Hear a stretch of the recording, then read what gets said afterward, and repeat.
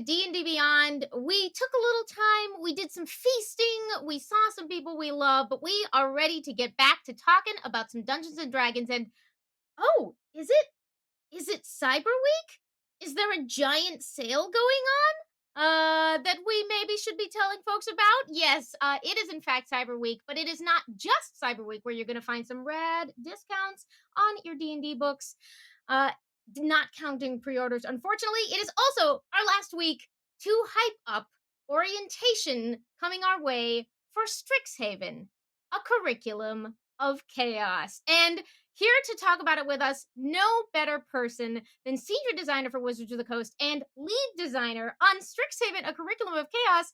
Please welcome back Amanda Hamon. How are you doing?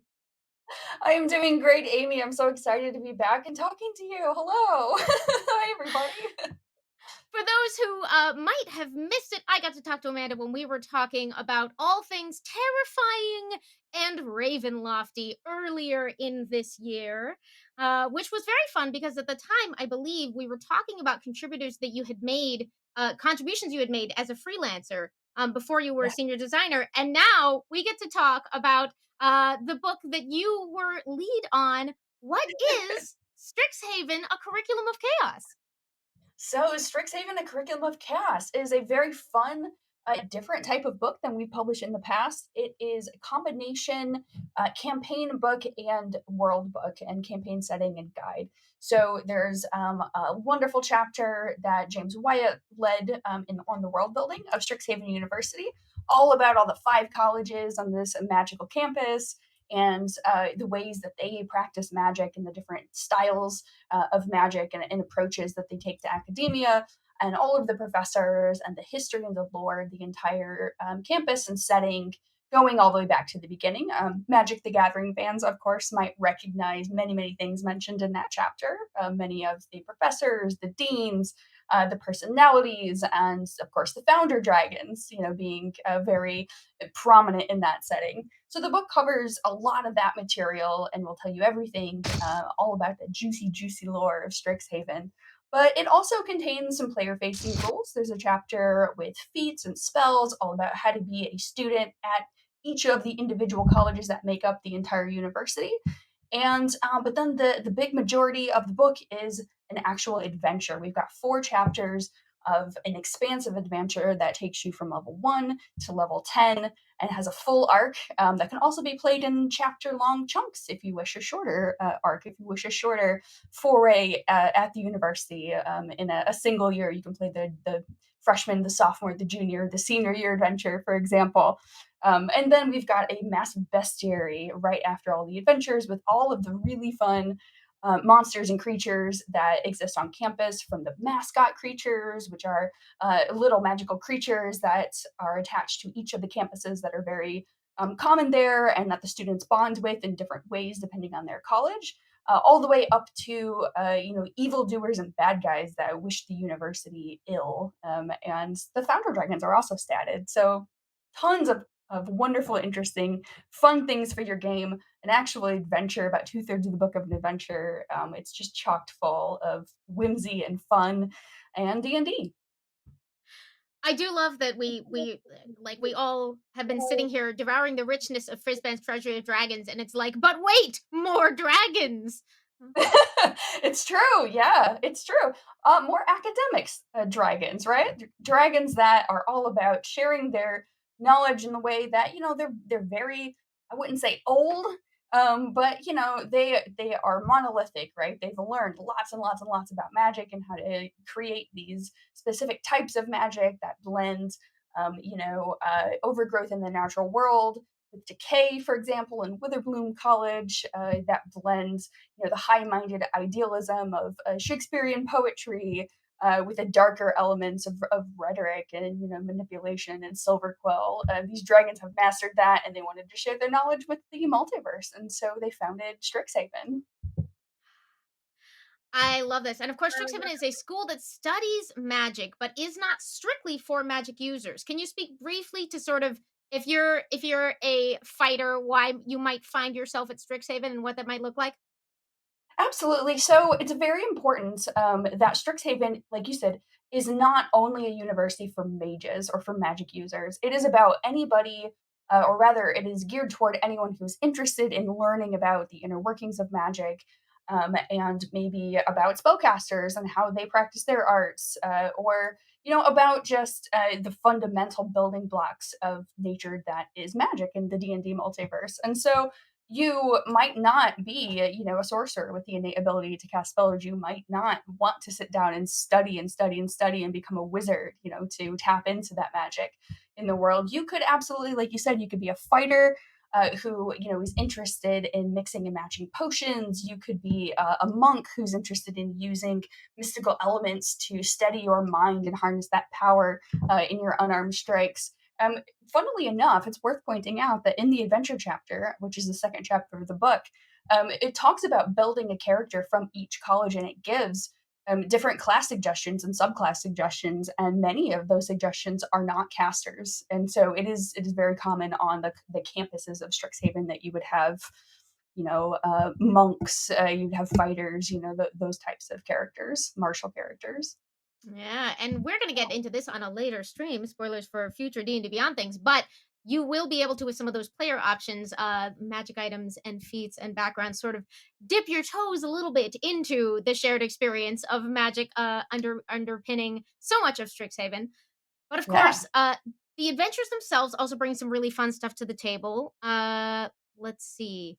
I wanted to ask about what are some of the influences behind the adventures themselves, the actual shenanigans portion, and danger Oh, of the book? and danger, of course, yes.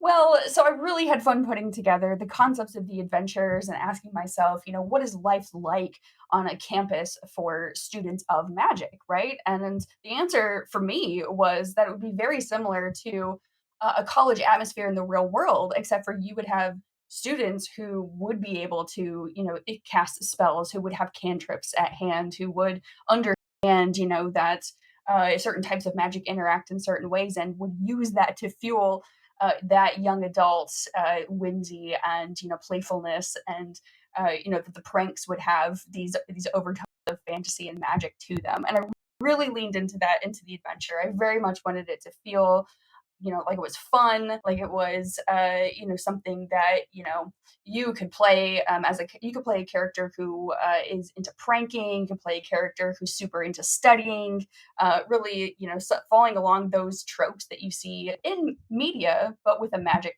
tinge. So there's all kinds of things. I think like rom coms were a big example. Teenage rom com coming of age stories were very much an inspiration in putting together these adventures.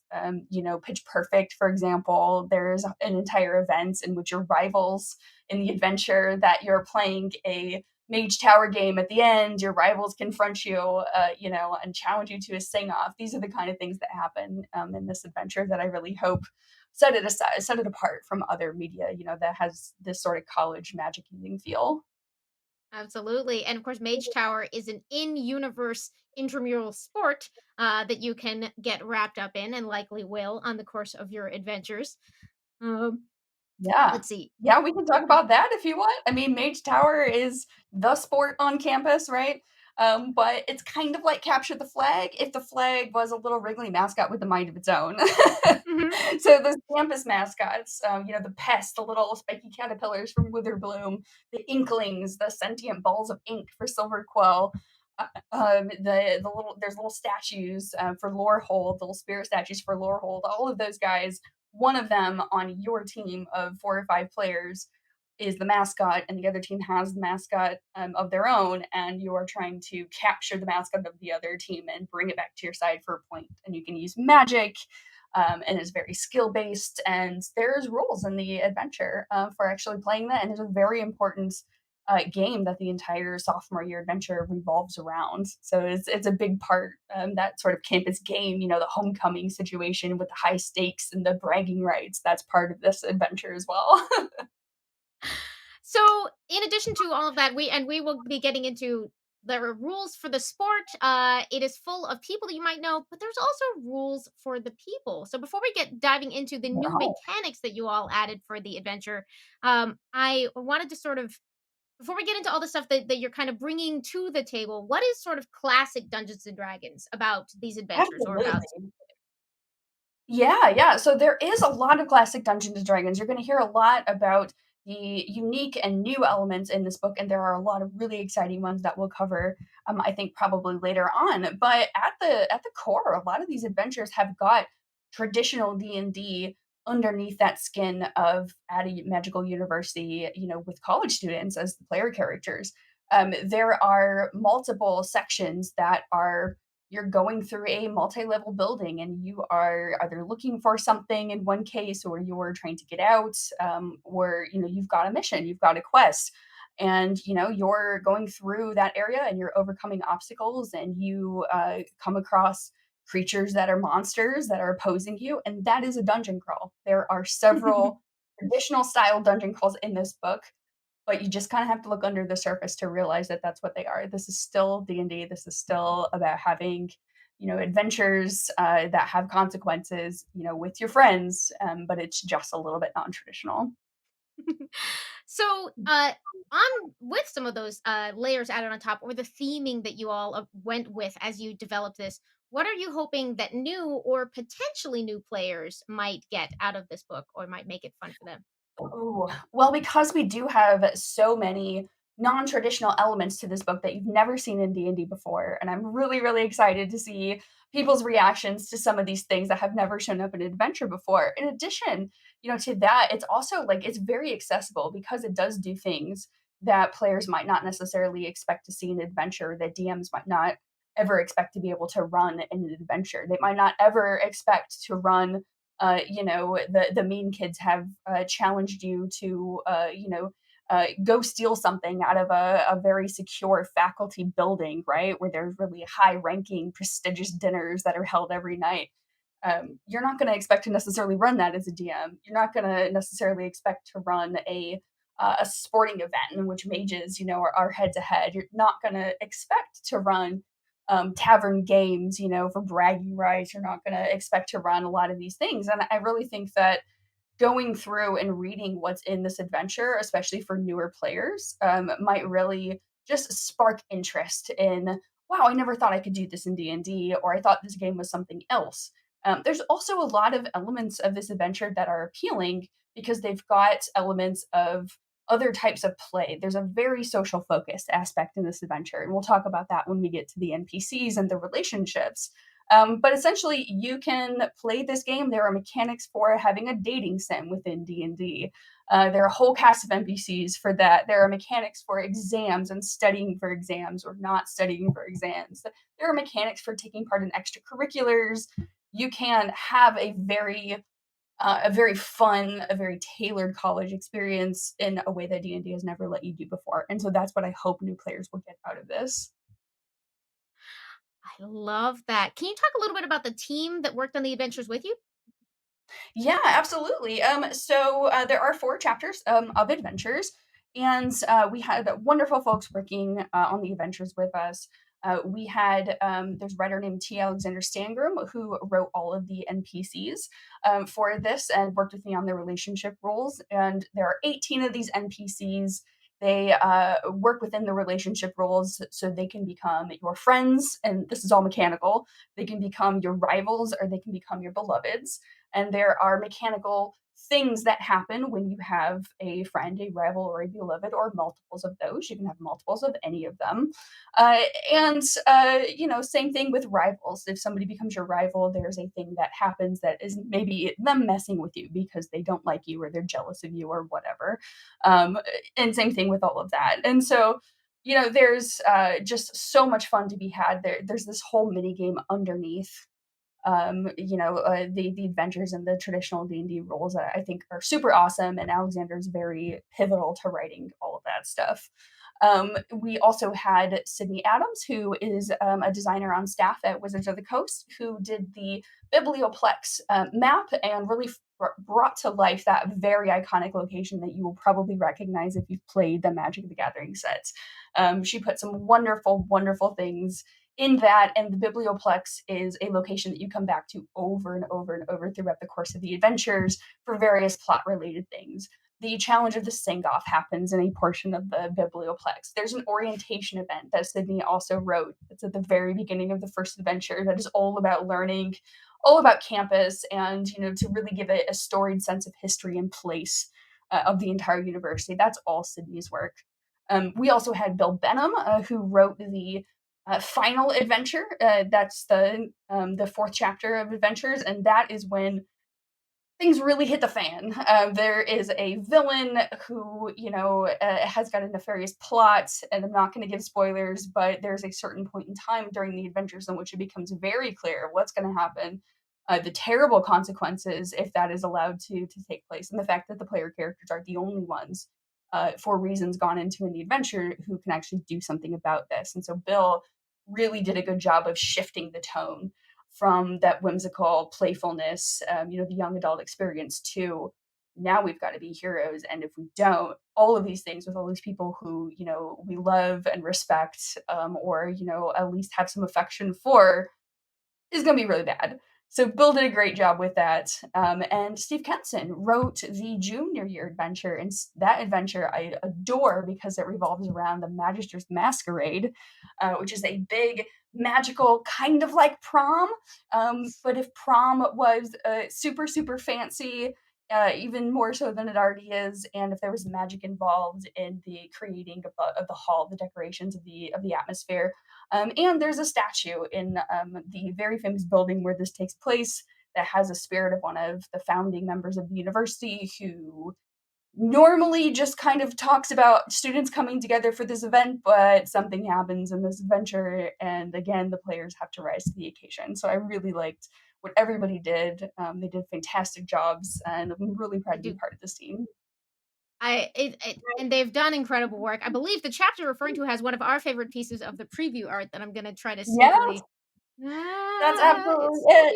That is the beautiful. Magister's Masquerade. Yeah, yeah, that's one of my favorite pieces too. It's so beautiful, and it really brings to life that scene, that set piece scene of the masquerade when it actually happens at the end of the year.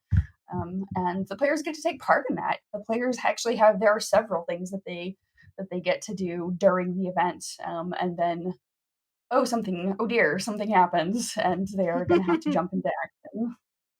Ah, fantastic. I'm gonna go ahead. We will thank you for sending your questions through for Amanda. We're gonna save some of those for the end, but I think I see a couple I can sneak in right now. Which Sure. is can we had a question. Can you use Strixhaven as a standalone campaign or only as part of another? Big thanks. Oh, that's interesting. So I have an answer for that question if it means one of the two things I think it might possibly mean. So Strixhaven, the setting, right? The campus can actually be picked up and put into any overall setting, and we did that by design for the D&D book. There is a core setting in the book. Archaeavos is the name of the plane that Strixhaven is on, and you can play in that. And if you're only wanting your game to take place on campus and about around campus off a little bit, the fourth adventure goes off campus a little bit, you can totally do that and it makes complete sense. But if you are running a piece of the Strixhaven campaign, the adventure that goes from level 4 to level 7, for example, you can have Strixhaven be located outside Waterdeep if your campaign is normally taking place in the Forgotten Realms, or somewhere on Greyhawk, or in any real place. And the book goes into detail to help give advice for those types of options. So we really wanted to make this as usable as possible. That question, if that's what they mean, that's the answer to that question. If they also mean, or if otherwise they mean, can we just play a bit of these adventures? The answer to that, I alluded to a little bit earlier, is absolutely yes. The adventures are designed to have a traditional structure, a traditional meta plot for levels 1 through 10 to go from the beginning of freshman year to the end of senior year, the fourth year. But they also, I have actually built in stories to make the chapters standalones. So they're really more like modules. You're going to have the best experience if you play one chapter, probably over, I would say, probably 3 to 4 sessions would be one chapter. But the story will be entirely self contained. It will have a beginning, a middle, and a satisfying end. And the book gives you instructions for doing that. So if you want to just play a piece of that adventure, you can absolutely do that.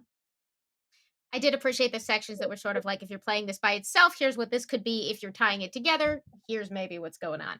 Yeah, yeah, and it's really very geared for those level ranges that you'll see in the book as well. Like, if you wanna play a 10th level, if you wanna play up to a 10th level adventure, that 4th adventure, that senior year adventure will absolutely challenge you. That ending encounter will absolutely challenge your players. If you just wanna give a taste of Strixhaven, the 1st level stuff, is very, well suited for 1st level play and sort of, like, figuring out your characters and how they work. So you can really kinda go on either end of the spectrum.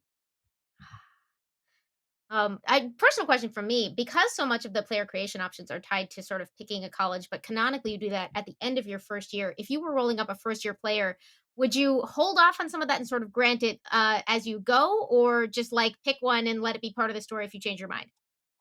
So what I would do, so in the world, you have to officially join a college at the beginning of your second year, and there's stuff in the book that talks about how you do that and who your advisors are, and information to kind of help you determine that.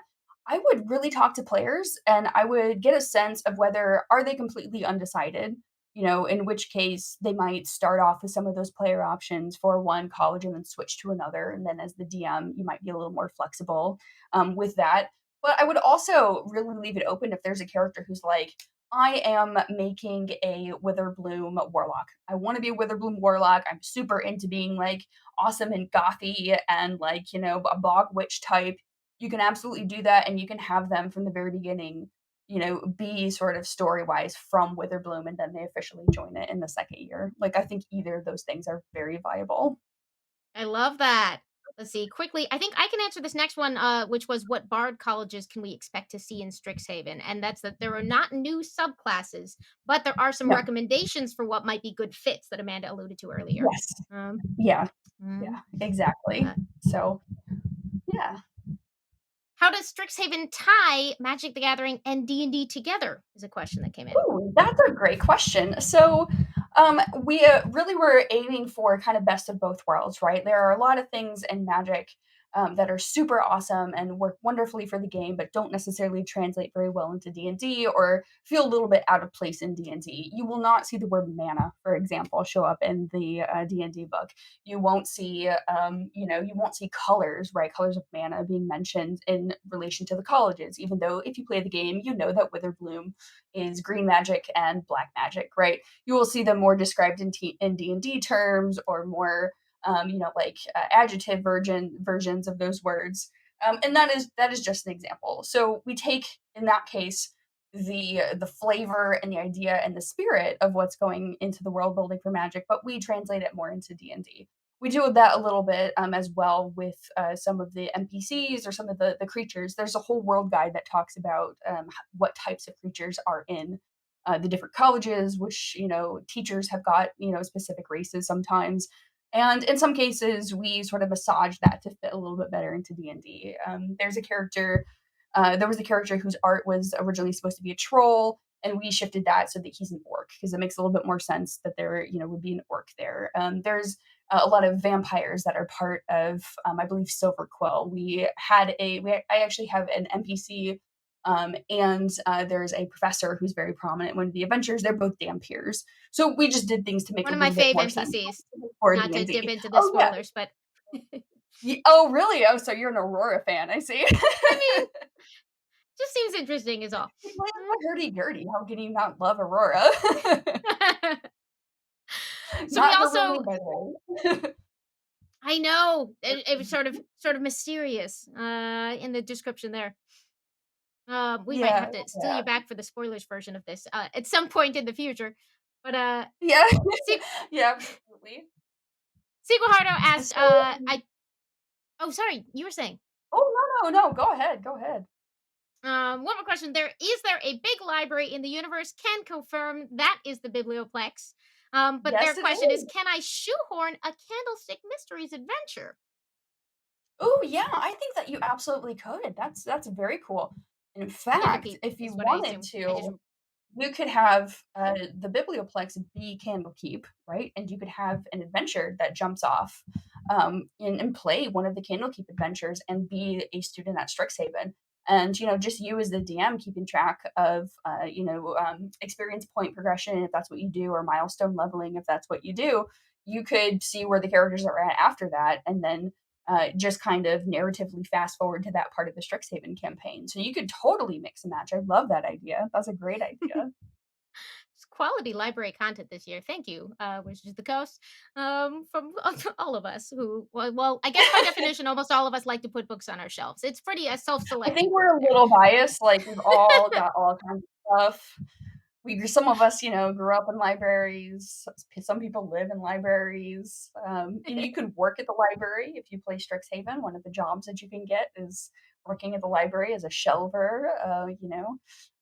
Or some other some other type of job. There's all kinds of cool stuff you could do.